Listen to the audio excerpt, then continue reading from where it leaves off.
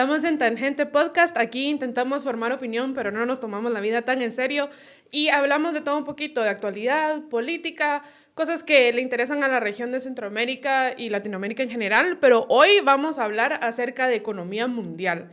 Y para eso tenemos aquí a nuestro invitado José Luis Moreira.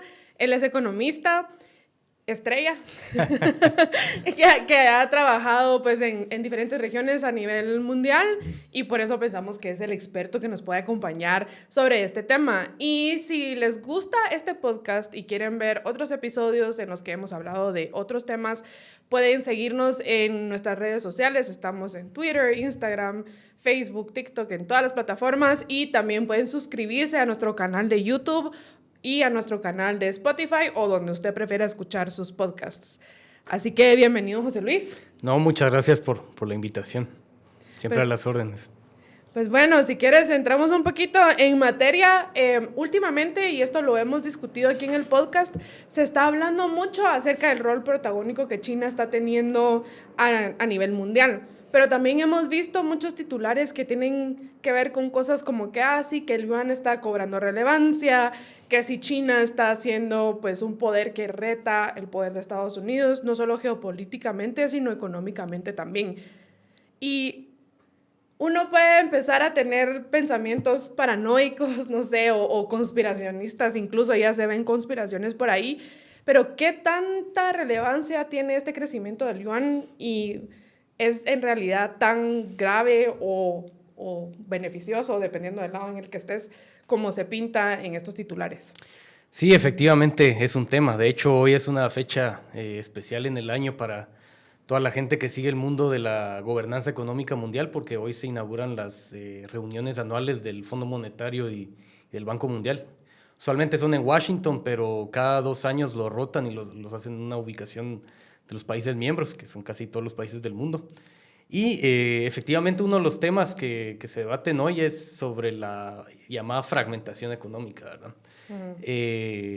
Sobre todo, digamos, algunas de las publicaciones que ha hecho el Fondo Monetario se refiere a los riesgos, ¿verdad? Que implica abandonar, digamos, esta tendencia que seguimos desde los 70s, 80s, generalmente desde la caída del sistema de Bretton Woods, de la globalización, ¿verdad? Cuáles son los riesgos de la fragmentación económica, cuáles son las potenciales oportunidades perdidas por la formación de estos bloques geopolíticos económicos. Y esta es la gran temática de la que van a hablar todas las personas que asisten a las reuniones del Fondo Monetario y del Banco Mundial, ¿verdad? Ahora, espérame, porque aquí queremos hablar de economía, pero no economistas.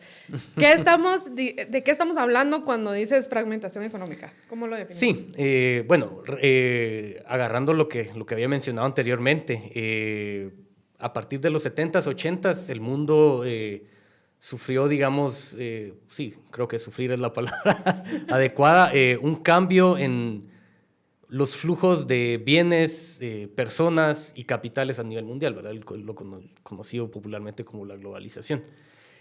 Pero esta tendencia, digamos, se ha visto fragmentada a partir de los 2000, pero ha sido acelerada, digamos, en cierto sentido por el COVID, por la guerra en Ucrania, por la aparición de nuevos bloques económicos, ¿verdad? La subida de China, la subida de India y todos esos países del Golfo Pérsico también, ¿verdad? Que se constituyen como un bloque económico adicional. Entonces, toda esta ortodoxia, si lo queremos ver así, o este paradigma que tiene la mayoría de gente de que la globalización es buena, de que si yo quiero fabricar carros, no importa si pongo la fábrica de carros en China y mis consumidores finales están en Estados Unidos, por ejemplo, que uno puede estructurar las cadenas de suministro y las cadenas de valor a tal punto que sean eficientes, ¿verdad? Entonces, la pandemia y pues las tensiones geopolíticas que han ocurrido en los últimos años han cuestionado este paradigma, ¿verdad? Si de verdad vale la pena la hiperglobalización, como menciona Dani Rodrik, que es un economista que ha criticado esto desde hace muchísimo tiempo, ¿verdad? Que si de verdad los riesgos adicionales, no solo desde la perspectiva de la resiliencia de las cadenas de valor, sino también desde el punto de vista político, ¿verdad? Vemos, por ejemplo, lo que pasa comúnmente en África, ¿verdad? Que compañías externas vienen a extraer minerales y eso obviamente representa digamos, un cuestionamiento a la soberanía de los países, ¿verdad? Y esa es una de las cosas que Dani Rodrik critica con la hiperglobalización. Entonces ha habido un cuestionamiento no solo a nivel de las personas que tienen altos cargos en la gobernanza económica mundial, sino también a nivel político y a nivel de los ciudadanos que votan, ¿verdad? Entonces, de verdad vale la pena que la fábrica de mascarillas esté a 20,000 kilómetros de donde se necesitan. No valdrá la pena mejor tener fábricas de mascarillas en los países donde se necesitan para aumentar la resiliencia económica y la autonomía estratégica, como hablan los europeos, en cada uno de los países. Entonces, este es uno de los debates que está surgiendo y pues parece muy interesante, sobre todo en la aparición de estos nuevos bloques geopolíticos, ¿no? Ahora, me estabas hablando de riesgos y sí mencionaste algunos concretos como esto de la soberanía o digamos la dinámica de saqueo que algunos pueden llamarle o de expoliación, etcétera. Además de eso, ¿qué otros riesgos ves en esto? Pues de hecho un artículo bueno, hay que dar un poco de contexto, ¿verdad? Volviendo para abordar el tema de los riesgos, creo que vale la pena regresar a la historia del Fondo Monetario Internacional, ¿verdad? Que recordemos que el Fondo Monetario fue una de las instituciones que se creó como parte del gran sistema de Bretton Woods, ¿verdad? Cuando terminó la Segunda Guerra Mundial, con el propósito de encontrar mecanismos de estabilización macroeconómica a nivel mundial, ¿verdad? Que cuando un país tiene muchos superávits, digamos, se puedan balancear con los países que tienen muchos déficits, ¿verdad? Entonces es un sistema como que de autorreciclaje de los flujos económicos y los flujos comerciales, ¿verdad? Como para generar un equilibrio, digamos. Correcto, mundial. correcto. Ese era el punto, ese era el objetivo teórico conceptual. Obviamente cuando exploramos, digamos, los escritos y los testimonios de las personas que estuvieron ahí en esas discusiones, famosamente John Maynard Keynes, ¿verdad? Que era el delegado del Reino Unido. En realidad, mucho del sistema económico de esa gobernanza fue hecho a la medida de Estados Unidos, ¿verdad? Porque, si me recuerdo bien del nombre, el delegado de Estados Unidos se llamaba Henry Dexter White. Él decía que en realidad ellos asistían a esas conferencias no porque les preocupara mucho la estabilidad del mundo, sino en realidad para proteger los intereses de Estados Unidos, ¿verdad? Claro. Y bajo ese paradigma práctico, digamos, de que Estados Unidos tiene la supremacía en la gobernanza mundial, es que, por ejemplo, el presidente del Banco Mundial lo nombra Estados Unidos, quien da veto a los programas que autoriza el Fondo Monetario es Estados Unidos. Entonces, si bien es multilateral, en realidad esto se construyó bajo el amparo de Estados Unidos, ¿verdad? Entonces, para volver a la pregunta de los riesgos, el asunto es que cuando vemos el crecimiento de otras economías, o sea, lo que se llama multipolaridad, ¿verdad? De China, India, los países del Golfo Pérsico, todos los países árabes, ¿verdad? Que ya tienen cierta autonomía económica y geopolítica. Uno de los riesgos principales es cómo vamos a construir, o sea, si el nuevo orden de gobernanza mundial va a ser, usando palabras de conspiranoicos, ¿verdad? Si el nuevo sistema de gobernanza económica mundial, ¿verdad? Va a ser peor que el que tenemos ahora, ¿verdad? Que eso es una de las reflexiones a las que llama el Fondo Monetario, ¿verdad? Que la fragmentación económica tiene costos que hay que tener en cuenta, ¿verdad? Sí, porque quiera que no, bueno, pero esto en general también aplica a geopolítica, porque suponete, ahorita lo que hay es una estabilidad y hay predictibilidad también, digamos, tú podés más o menos predecir y planificar de acuerdo con lo que crees que va a suceder. Cualquier cambio a ese tipo de orden va a alterar todo esto, va a alterar estabilidad, va a alterar tu capacidad de predecir y de planificar, por ejemplo. Ahora, hablabas esto de si conviene más fabricar las mascarillas donde está más cerca del consumidor final. ¿Cómo se vería un modelo similar a eso o cómo se podría lograr de una manera? Porque si no está sucediendo naturalmente, hay que provocarlo artificialmente, ¿no? ¿Y qué tan distinto es eso a lo que se intentó en los 80s, por ejemplo, en Sudamérica? Mis papás vivieron en Uruguay en los 80s y yo recuerdo que ellos dicen que en aquella época pues era prohibido importar y eso los forzó a tener una industria, pero a la vez al consumidor final eso le afectó porque la calidad de los productos no era del todo buena. Digamos, ellos contaban siempre la anécdota de que fueron a una farmacia a tratar de comprar un Alka-Seltzer, que uno dice, bueno, eso es algo totalmente normal aquí en el día a día, y allá no existía la famosa Alka-Seltzer. Ellos tenían a mis hermanos mayores bebés y tenían que ir a la frontera con Brasil para conseguir pues, pañales y algunas cosas para bebés, etcétera, porque la industria uruguaya solo no era tan buena para producir el tipo de cosas que ellos necesitaban en esa época. ¿Estamos viendo de regreso a ese tipo de sistemas o es algo distinto esta vez? No, yo creo que no, porque, digamos, una de las lecciones aprendidas, si se quiere, de la excesiva fragmentación económica es que,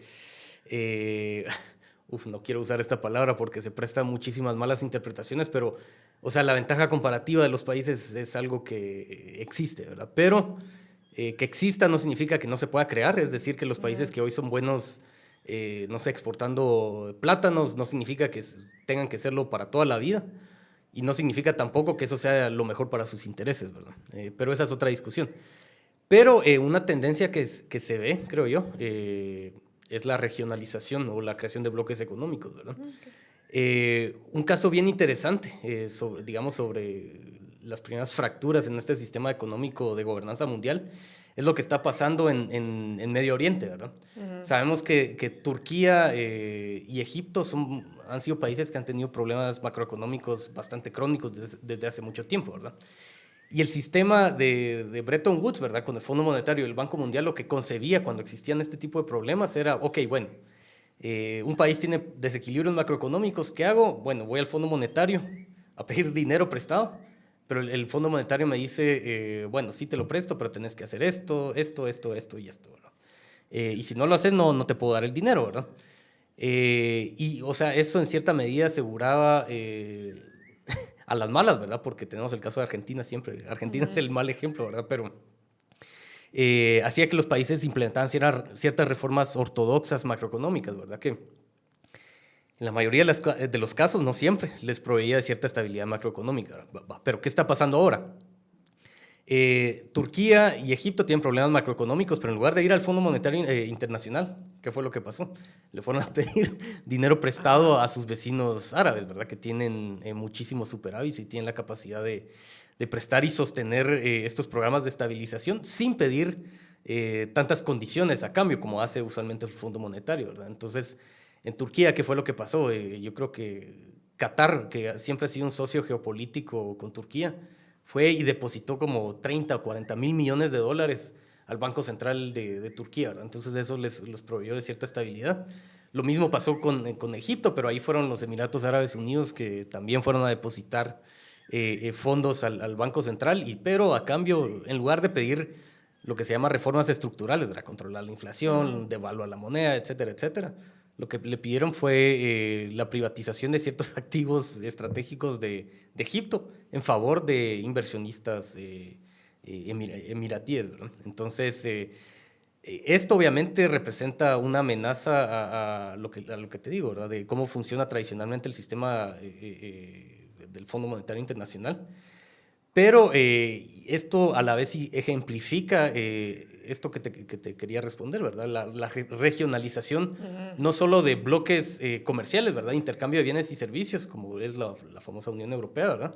Sino también la creación de sistemas de flujos de capitales regionales, ¿verdad? Que ahí en Medio Oriente tenemos un ejemplo con los países árabes, pero también está China en su área de influencia, ¿verdad? Que ese es otro gran tema de esta fractura del orden económico mundial, que China se está volviendo un actor importante a tal punto de que cuando hay un problema de deuda en algún país, está siendo cada vez más difícil resolverlo, ¿verdad? Entonces, esta es otra de las dinámicas que estamos viendo en esta gran tendencia de regionalización de los bloques económicos, ¿verdad? Eso es lo que está pasando. No vamos a regresar a la autarquía de los años 50, 40, ¿verdad? Que cada país produce sus mascarillas, cada país produce sus carros, sino la formación de bloques regionales, no solo en tema de comercio, sino también en tema de capitales y con mayor riesgo y mayor relevancia con tema de gobernanza, ¿verdad? Porque ya vemos a los chinos pidiendo cambios de presidentes en África y cosas así, ¿verdad?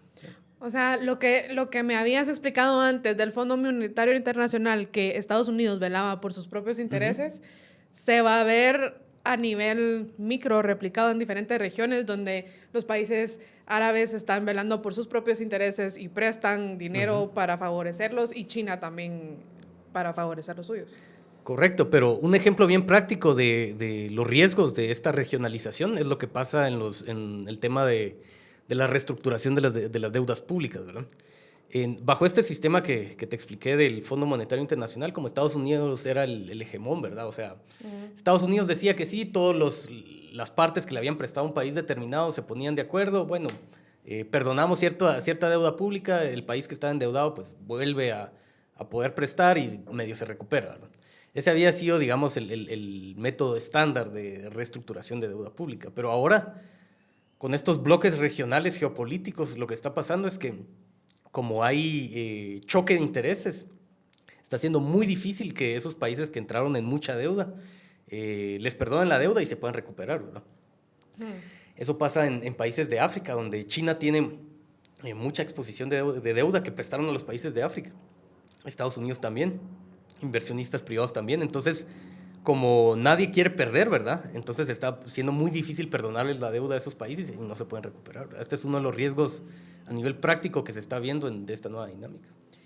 ¿Y eso en dónde deja al Fondo Monetario Internacional y al Banco Mundial? O sea, ¿qué papel van a jugar y van a seguir siendo necesarios? Y a todo esto también, ¿qué diferencia hay entre una institución y la otra? Bueno, esa es una buena pregunta, ¿verdad? Porque hay un debate hoy en día sobre cuáles son los verdaderos mandatos del Fondo Monetario y del Banco Mundial, ¿verdad? O sea, no hay ahí un poco de overlap. Y ese es un problema, porque en su origen el Fondo Monetario solo se encargaba de problemas macroeconómicos, ¿verdad? Un país tiene desequilibrios macroeconómicos, bueno, el Fondo Monetario les presta, les impone reformas estructurales y, bueno, solucionado. Y el mandato del Banco Mundial ha sido la lucha contra la pobreza, ¿verdad?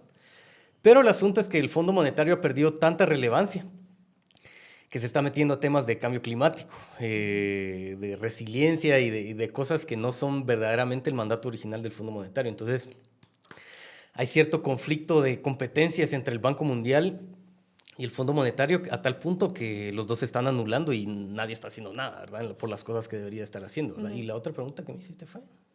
Era, sí, de cuál es el papel que van a jugar ahora en esta nueva dinámica económica. Sí, a mi parecer, y yo creo que muchas personas a nivel internacional lo han dicho, para evitar, digamos, una fractura, ¿verdad?, del multilateralismo, lo que toca hacer es reconocerle más poder a estos nuevos bloques geopolíticos a nivel de la estructura de gobernanza del Fondo Monetario, ¿verdad? Porque al día de hoy, digamos, el accionista principal tanto del Fondo Monetario como del Banco Mundial es Estados Unidos, ¿verdad?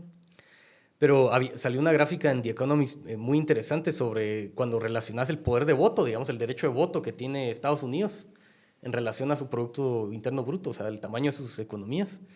Y vemos que países como China o India tienen una economía muy grande y que no está siendo representada a nivel del número de votos que tienen en la gobernanza del Fondo Monetario, ¿verdad? Entonces, yo creo que lo más sensato es reformar eso, ¿verdad? Otorgarle más derecho de voto a las nuevas economías, porque, o sea, Estados Unidos, le convenga o no, hay economías que están creciendo fuera de su área de influencia, ¿verdad? Entonces, una vía es ponerse en oposición directa, o sea, una Guerra Fría 2.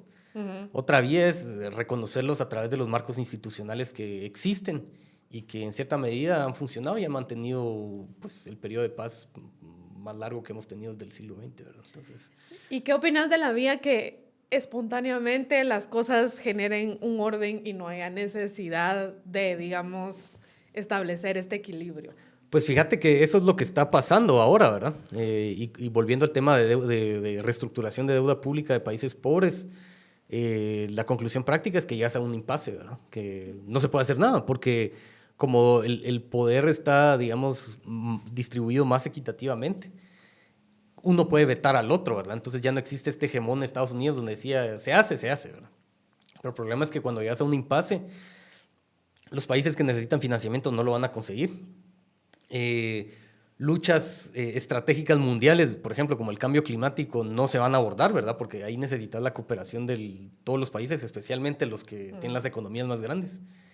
Y, bueno, eventualmente tener la tercera posibilidad, que es guerra, ¿verdad? Porque no hay que olvidar que siempre las guerras empiezan de una guerra económica, ¿verdad? Entonces, sí, por la escasez y demás. Y ahora vámonos a un tema un poquito más práctico, digamos, de la persona común que está tratando de cuidar sus inversiones, de pensar en dónde mete su plata, cómo ahorra, etcétera. Y también de pensar si le conviene seguir ahorrando en dólares o invertir en dólares o si esto ya no, el dólar ya va a perder su poder, etcétera. Muchos titulares hablan de eso, pero yo viendo algunos artículos me he fijado que sí está un poquito inflada la noticia. O sea, si bien el yuan está cobrando relevancia, la estabilidad del dólar parece estar bien, pero cuéntame qué has visto y cómo aconsejarías a una persona que quiere saber si vale la pena invertir y guardar dinero en dólares también. Bueno, como siempre lo he dicho, ¿verdad? Hasta el momento el dólar tiene muchas debilidades, pero no hay mejor sustituto, ¿verdad? No hay ningún, digamos, una autoridad soberana que pueda emitir moneda que tenga la liquidez que tiene el dólar, que tenga el rol que tiene el dólar en el comercio internacional, que tenga el Estado de Derecho que tiene Estados Unidos en disputas comerciales. Y un tema muy importante que no mucha gente entiende es la oferta de dólares, ¿verdad? O sea, a nivel mundial no hay país o soberano que pueda emitir el volumen de dólares, ¿verdad? O su equivalente o su valor monetario, en donde los bancos centrales, la gente, los inversionistas pueden parquear sus inversiones, ¿verdad? O sea, y la Unión Europea no produce tantos déficits, porque no nos olvidemos que el déficit de un país es la inversión de otra persona, ¿verdad? Porque alguien tiene que financiar esa deuda pública. Entonces, los países, Estados Unidos tiene consistentemente déficits fiscales, pero también tiene déficits de cuenta corriente, ¿verdad? Es decir, en términos prácticos, que importa muchísimo más de lo que exporta. Entonces, eso crea, en términos prácticos, dólares, ¿verdad? Oferta de dólares. Entonces, no hay ningún otro país a nivel mundial que pueda crear tantos dólares o activos de reserva, ¿verdad? Entonces, competir con con el dólar en este sentido es muy difícil. O sea, ni Suiza, ni el franco suizo, ni el yen japonés, ni el euro, porque no producen tantos activos de reserva, ¿verdad? Pero yo creo que en este debate hay que saber diferenciar las distintas funciones que tiene el dólar, ¿verdad? A uno cuando estudia economía siempre le enseñan, ¿verdad? ¿Cuáles son las tres funciones del dinero? Medio de intercambio, método para ahorrar, ¿verdad? Y unidad de medida, ¿verdad? Entonces, bueno, vayámonos uno por uno. La unidad de medida. Casi la mitad del comercio alrededor del 40% del comercio internacional mundial está denominado, está facturado en dólares, ¿verdad? Entonces, no hay ni una sola moneda que pueda tener digamos, estos efectos de economías de red, ¿verdad? Que entre más gente usa el dólar, más te motiva a ti a usar el dólar, ¿verdad? Entonces, bueno, el dólar cumple esa función a nivel internacional, ¿verdad? El tema de la unidad de medida. Reserva de valor. Como te había mencionado anteriormente, la mayoría de países inversionistas alrededor del mundo, cuando buscan un activo de reserva, buscan el dólar, ¿verdad? Por eso es que cuando hay una crisis o un pánico en los mercados financieros, el dólar se dispara, porque su búsqueda de seguridad se va al dólar, porque sigue siendo y seguirá siendo una reserva de valor. Y el tercero es medio de intercambio. Bueno, te mencionaba el tema de comercio internacional, pero estaba leyendo un estudio que me compartieron ahí del BIS, del Banco Internacional de Pagos, creo yo que se dice en español, que es un banco multilateral, uno de los primeros bancos multilaterales, que dice que el 88% de todas las transacciones de tipo de cambio se realizan en dólares. O sea, ¿y qué tiene que ver esto? Cuando querés comprar un euro, por ejemplo, con quetzales, no puedes comprar directamente quetzales euros, ¿verdad? Porque el mercado como tal no existe. Entonces siempre tenés que pasar quetzales, dólares, dólares, euros. Y así es en la mayoría de monedas. Entonces el volumen de todas esas transacciones se aproxima al 88% de todas las transacciones a nivel mundial, ¿verdad? Entonces el dólar sigue siendo un medio de intercambio crucial en la economía mundial. Entonces, en conclusión, cuando uno analiza estas noticias de la caída del dólar, es importantísimo entender cuáles son las distintas funciones del dólar, ¿verdad? Porque el dólar no solo es donde los bancos centrales o los inversionistas parquean sus inversiones. El dólar tiene otras funciones también en el funcionamiento de la economía mundial, ¿verdad?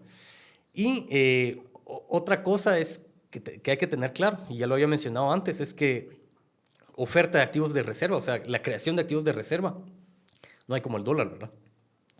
No hay una sola economía a nivel mundial que tenga la capacidad de crear activos de reserva a través de sus déficits, ¿verdad?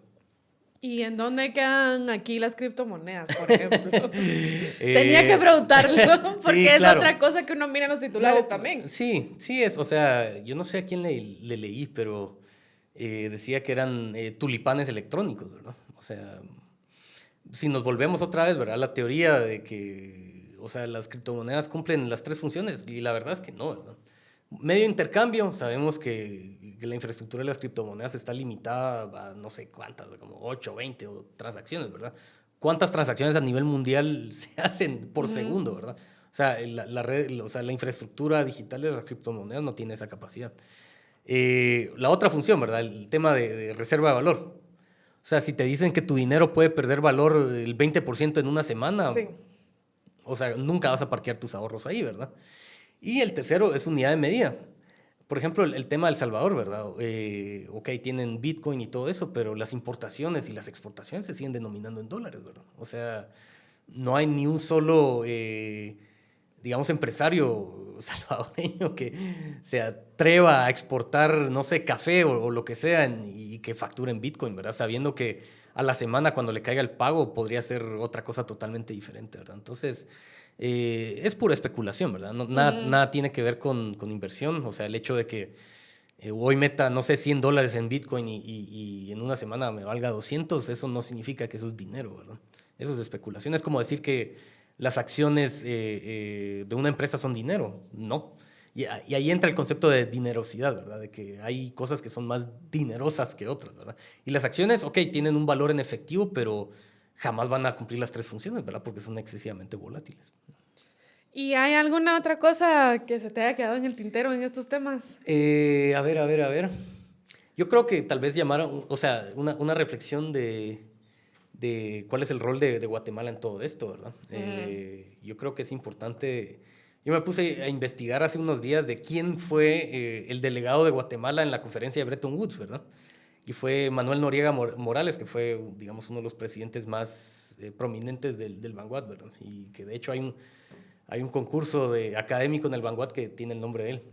Y uno se pregunta, bueno, yo me pregunté, ¿verdad? En toda esta transformación geopolítica, geoeconómica, ¿cuál es el verdadero rol o cuál es el rol que debería de asumir Guatemala en todo esto, ¿verdad? Y uno se cuestiona cómo el statu quo político adquiere esta beligerancia abierta con Estados Unidos solo porque sí, ¿verdad? Solo porque, bueno, me quitan la visa, ¿qué más da, verdad? Y ya no puedo hacer transacciones en dólar, ¿qué más da, verdad? Pero en realidad, si uno respeta a su país, si uno tiene el deseo de que su patria tenga una voz más fuerte en discusiones geopolíticas, lo primero que hay que hacer es tener seriedad y liderazgo político que tenga la capacidad de ver cuál es la importancia de todo esto, ¿verdad? Mucha gente habla, por ejemplo, del nearshoring, ¿verdad? Pero, o el friendshoring, ¿verdad? Pero ¿con qué, digamos, argumento político? Porque no nos olvidemos que mucho de la inversión extranjera directa es impulsada. Bueno, esto, el friendshoring, es directamente una consecuencia geopolítica, ¿verdad? ¿Con qué argumento voy a estar empujando friendshoring cuando a la vez apoyo actitud abiertamente beligerante con Estados Unidos, ¿verdad? O, por ejemplo, otra cosa, no reconocer la China continental e irme con Taiwán porque me están pagando un lobbying en Estados Unidos, ¿verdad? Y todas las implicaciones que eso tiene a nivel de cómo se estructuran los flujos de capitales hacia Guatemala, ¿verdad? Entonces, tal vez esto puede tener un tinte técnico y lo que sea, pero todo se remite a las decisiones políticas que nosotros estamos haciendo, ¿verdad? Y el tipo de retórica que nosotros estamos privilegiando y que en realidad esta retórica que, digamos, domina el statu quo de Guatemala no es seria, hace que nos vean como un estado paria, no atrae inversiones y no tiene ninguna implicación directa en la transformación económica de Guatemala, ¿verdad? Entonces todo esto está relacionado. Excelente. Bueno, ya estamos llegando al final del tiempo de esta cápsula económica, pero si usted tiene interés en conocer más acerca de temas económicos, ya sea en materia de Guatemala o a nivel mundial, Cuéntenos de qué les gustaría que hablemos. En el pasado, cuando estábamos en radio, José Luis nos había acompañado en otras ocasiones. Hemos hablado sobre remesas, hemos hablado sobre distintos tipos de tema, siempre en materia económica. Así que déjennos comentarios sobre qué tema les gustaría que platiquemos en nuestra próxima cápsula. Y como siempre, síganos en nuestras redes sociales y suscríbanse a Spotify, YouTube y demás canales donde escuchen podcast en Tangente GT. Y ha sido un gusto.